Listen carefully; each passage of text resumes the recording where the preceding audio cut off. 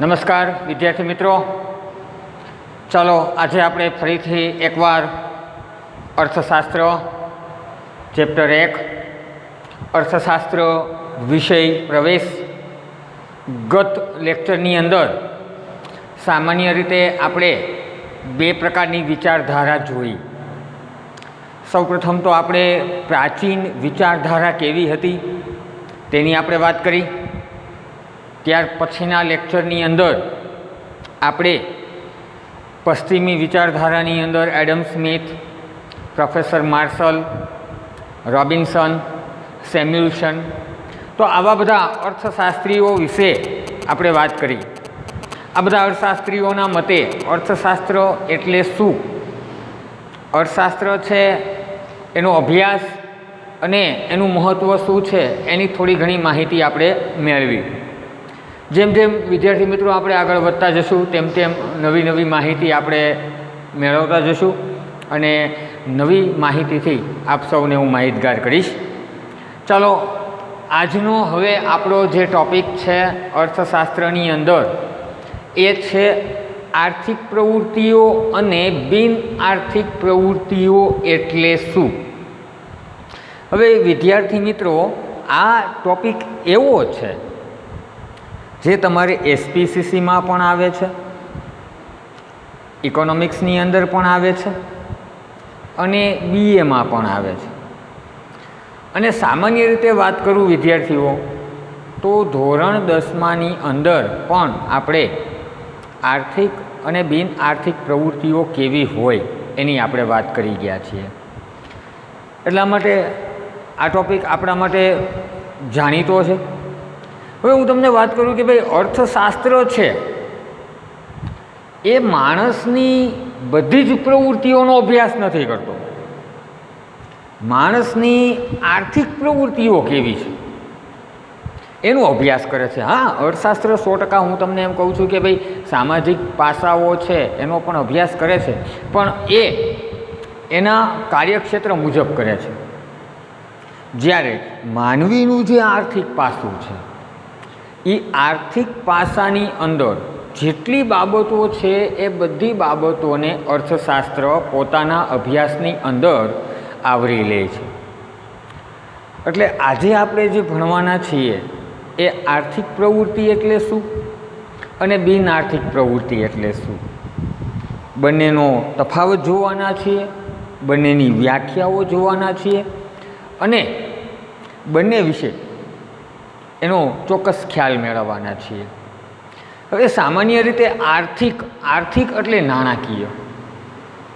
હવે માનવી દ્વારા થતી દરેક પ્રવૃત્તિ આર્થિક પ્રવૃત્તિ નથી હોતી.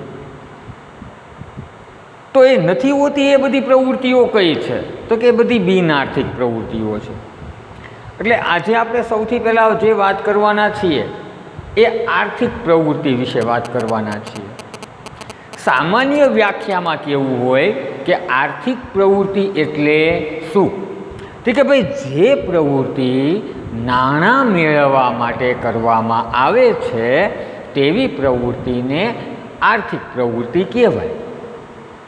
ટૂંકમાં આવી વ્યાખ્યા તમે ધોરણ 10માના સામાજિક વિજ્ઞાનમાં ભણી ગયા છો.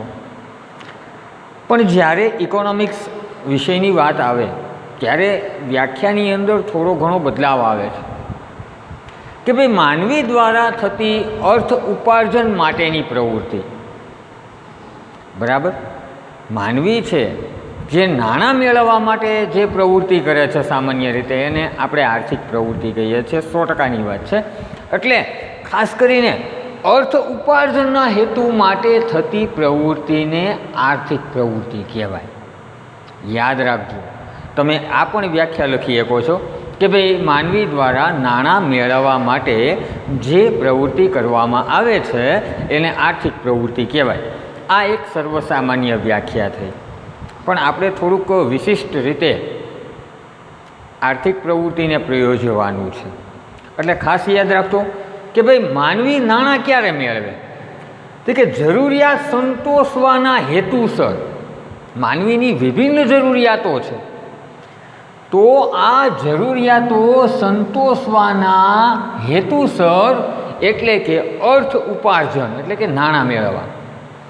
જરૂરિયાત સંતોષવાના હેતુસર અર્થ ઉપાર્જન માટે માનવી દ્વારા થતી દરેક પ્રવૃત્તિને આર્થિક પ્રવૃત્તિ કહેવાય. તમને ખાલી પૂછવું હોય એક જ માર્કમાં કે ભાઈ આર્થિક પ્રવૃત્તિ એટલે શું, તો કે ભાઈ અર્થ ઉપાર્જન માટે માનવી દ્વારા થતી દરેક પ્રકારની પ્રવૃત્તિને આર્થિક પ્રવૃત્તિ કહેવાય. તમે એમ પણ બોલી શકો છો કે ભાઈ જરૂરિયાત સંતોષવાના હેતુસર અર્થ ઉપાર્જન કાજે થતી માનવી દ્વારા દરેક પ્રકારની પ્રવૃત્તિને આપણે આર્થિક પ્રવૃત્તિ કહીએ છીએ. આમ આર્થિક પ્રવૃત્તિનો ઉદ્દેશ હંમેશા કેવો હોય તો કે ભાઈ નાણાં મેળવવાનો હોય. સામાન્ય રીતે અત્યારે માનવી તમે જુઓ તો થોડોક સ્વમાની અને થોડોક મતલબી થઈ ગયો છે. આપણે કોઈ પણ કામ એમ નામ કરતા જ નથી. હા, કોઈ ઘરમાં કોઈ વડીલોએ કામ ચીંધું હોય કે બેટા બહારથી આ લઈને આ લઈ જાય, પપ્પા મને શું મળશે, સીધી વળતરની અપેક્ષા રાખી લઈએ છીએ. તો આર્થિક પ્રવૃત્તિઓ કેવી છે કે એમનામ કરવામાં નથી આવતી. સામાન્ય રીતે અર્થ ઉપાર્જન માટે, અર્થ એટલે નાણું, ઉપાર્જન એટલે મેળવવા, અર્થ ઉપાર્જન કાજે જે પ્રવૃત્તિ કરવામાં આવે છે એ પ્રવૃત્તિને કેવી પ્રવૃત્તિ કહેવાય તો કે એ પ્રવૃત્તિને આપણે આર્થિક પ્રવૃત્તિ કહીએ છીએ. એટલે સામાન્ય રીતે કેવું હોય તો આપણે કહીએ કે ભાઈ નાણાં મેળવવા માટે જે પ્રવૃત્તિ થાય છે એને આર્થિક પ્રવૃત્તિ કહેવાય. આજે હું તમારી સામે ભણાવી રહ્યો છું તો આનાથી મને નાણાં મળે છે, આવક મળે છે, તો આ શું થઈ મારી આર્થિક પ્રવૃત્તિ છે. ખેડૂત છે એ ખેતી કામ કરીને આવક મેળવે, કોઈ વ્યાપારી છે તો પોતાની વસ્તુઓ વેચીને એ આવક મેળવે છે તો એની આર્થિક પ્રવૃત્તિ થઈ. કોઈ શિક્ષક છે પોતાના સ્ટુડન્ટને ભણાવીને એ ફી મેળવે છે, આ સેવાકીય આર્થિક પ્રવૃત્તિ થઈ. ડૉક્ટર છે, વકીલ છે, આ લોકો એની વિશિષ્ટ પ્રકારની સેવા આપે છે અને વિશિષ્ટ પ્રકારની સેવાઓ આપીને એ શું મેળવે છે તો કે આવક મેળવે છે. એટલે ખાસ કરીને આવી બધી પ્રવૃત્તિને આપણે કેવી પ્રવૃત્તિ કહીએ છીએ તો કે ભાઈ આર્થિક પ્રવૃત્તિ કહીએ છીએ. હવે આર્થિક પ્રવૃત્તિની વાત કરું તો આર્થિક પ્રવૃત્તિમાં મહત્ત્વની 3 બાબતો છે. એક સૌથી પહેલાં તો આર્થિક પ્રવૃત્તિ છે એ આવક મેળવવા માટે થાય છે, જેમાં આવક મેળવવાનો કોઈ હેતુ જ નથી. એ પ્રવૃત્તિને વિદ્યાર્થી મિત્રો એને આપણે આર્થિક પ્રવૃત્તિ કહીએ નહીં. એટલે સામાન્ય રીતે જે પ્રવૃત્તિ આવક મેળવવા માટે થાય છે પ્લસ આવક મેળવ્યા પછી ખર્ચ અથવા તો વિનિમય માટે થાય છે, વિનિમય આપલે, તો એ પણ આર્થિક પ્રવૃત્તિ જ છે. વિનિમય પહેલાં સાટા પદ્ધતિ હતી, સાટા પદ્ધતિ એટલે વિનિમય, જ્યારે નાણાંનું અસ્તિત્વ નહોતું. બરાબર છે, નાણાંનું ત્યારે અસ્તિત્વ નહોતું. ત્યારે લોકો શું કરતા કે ભાઈ પોતાની વસ્તુ છે એ વિનિમય કરતા. તો એ એક પ્રકારની શું છે એ આર્થિક પ્રવૃત્તિ જ છે. કોઈ ઘઉંનો વ્યાપારી છે તો એ ચોખાના વ્યાપારી પાસેથી ચોખા લે છે અને ચોખાનો વ્યાપારી છે એ ઘઉંના વ્યાપારી પાસેથી ઘઉં લે છે. ટૂંકમાં થયું શું વસ્તુની આપ-લે, ટૂંકમાં એને શું કહેવાય વિનિમય. તો આ પ્રવૃત્તિને કેવી પ્રવૃત્તિ કહેવાય તો કે આ પ્રવૃત્તિને આપણે સામાન્ય રીતે શું કહીએ છીએ આર્થિક પ્રવૃત્તિ કહીએ છીએ. એટલે ખાસ યાદ રાખજો આર્થિક પ્રવૃત્તિમાં 3 બાબત મહત્ત્વની છે. કઈ 3 બાબત? એક તો આવક મેળવવા માટે, બીજી ખર્ચ કરવા માટે અને ત્રીજી વિનિમય માટે જે પ્રવૃત્તિ થાય છે સામાન્ય રીતે એને આપણે શું કહીએ છીએ તો કે આર્થિક પ્રવૃત્તિ થાય છે. અને હાવ સામાન્ય અર્થમાં આર્થિક પ્રવૃત્તિ એટલે કે નાણાં મેળવવા માટે જે પ્રવૃત્તિ થાય તો એ આર્થિક પ્રવૃત્તિ છે. તમને વિદ્યાર્થી મિત્રો એક વિચાર આવે કે સાહેબ આવક મેળવવા માટે જે પ્રવૃત્તિ થાય, નાણાં મેળવવા માટે જે પ્રવૃત્તિ થાય એ આર્થિક પ્રવૃત્તિ છે. કોઈ વ્યક્તિ છે બેંક લૂંટે, એનો હેતુ શું છે? આવક મેળવવાનો. ચલો બેંક લૂંટી, આપણે એટીએમ તોડી નાખ્યું, એટીએમ તોડી નાખ્યું ને ભાઈ 5 કરોડ રૂપિયા નીકળ્યા. બરાબર, આ પ્રવૃત્તિ કઈ થઈ? નાણાં મેળવવા માટે જ થઈ પ્રવૃત્તિ કે નહીં? બેંક લૂંટી, અથવા તો તમે એટીએમ છે તોડી નાખ્યું છે, એટીએમ મશીનને, અને તમને એમાંથી 5 કરોડ રૂપિયા આવ્યા. સ્વાભાવિક છે, 5 કરોડ રૂપિયા તમને એમાંથી મળ્યા.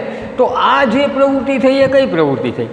હા, એ 100% અસામાજિક પ્રવૃત્તિ છે, પણ આને તમે આર્થિક પ્રવૃત્તિ નહીં કહો, કેમ કે એમાં વિનિમયનો કોઈ હેતુ નથી. એટલે ચોરી એ આર્થિક પ્રવૃત્તિ નથી. હા, એમાં 100% આવક મેળવવાનો અને ખર્ચ કરવાનો હેતુ છે, પણ એમાં વિનિમય, કોઈ જાતનું વિનિમય નથી થતું. થાય છે?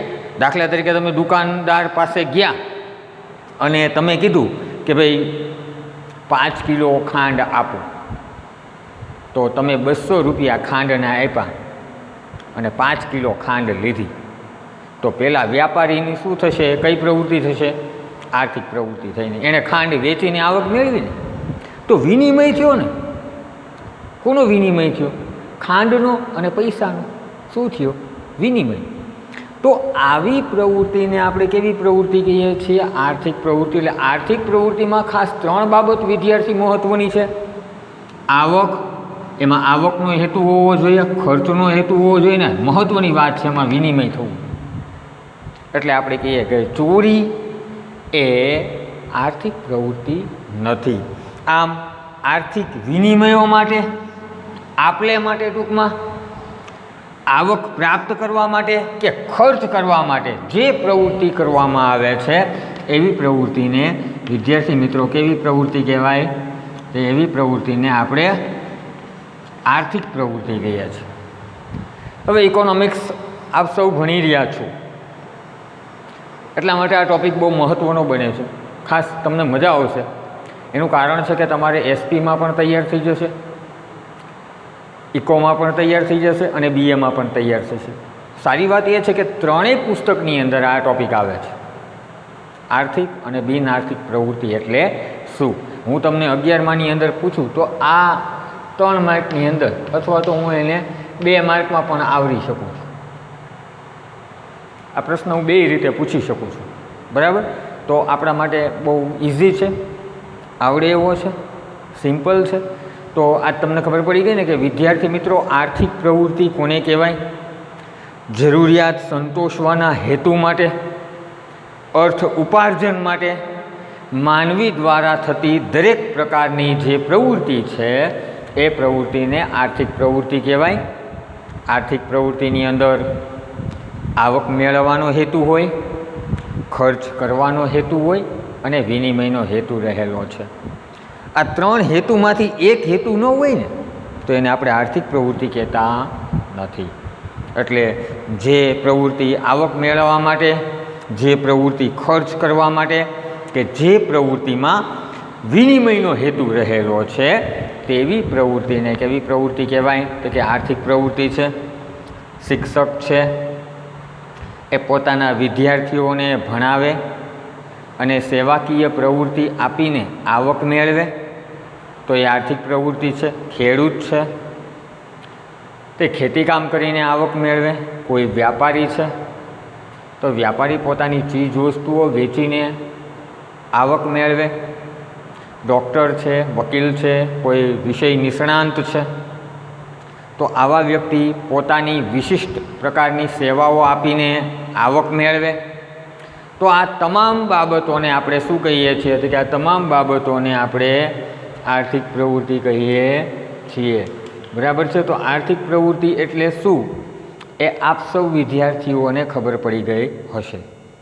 હવે આપણે જે વાત કરવાના છીએ એ છે બિન આર્થિક પ્રવૃત્તિઓ. 100% આર્થિક પ્રવૃત્તિઓનું શું હશે? તદ્દન વિરોધી હશે. કે ભાઈ બિન આર્થિક પ્રવૃત્તિઓ એટલે શું?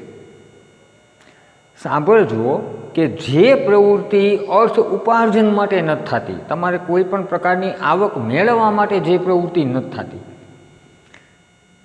હા, કોઈ પણ પ્રકારની આવક મેળવવા માટે પ્રવૃત્તિ થતી નથી, જેમાં આવક મેળવવાનો હેતુ નથી, આવી જે પણ પ્રવૃત્તિ છે એવી પ્રવૃત્તિને આપણે કેવી પ્રવૃત્તિ કહીએ છીએ? કે એવી પ્રવૃત્તિને આપણે બિન આર્થિક પ્રવૃત્તિ કહીએ છીએ.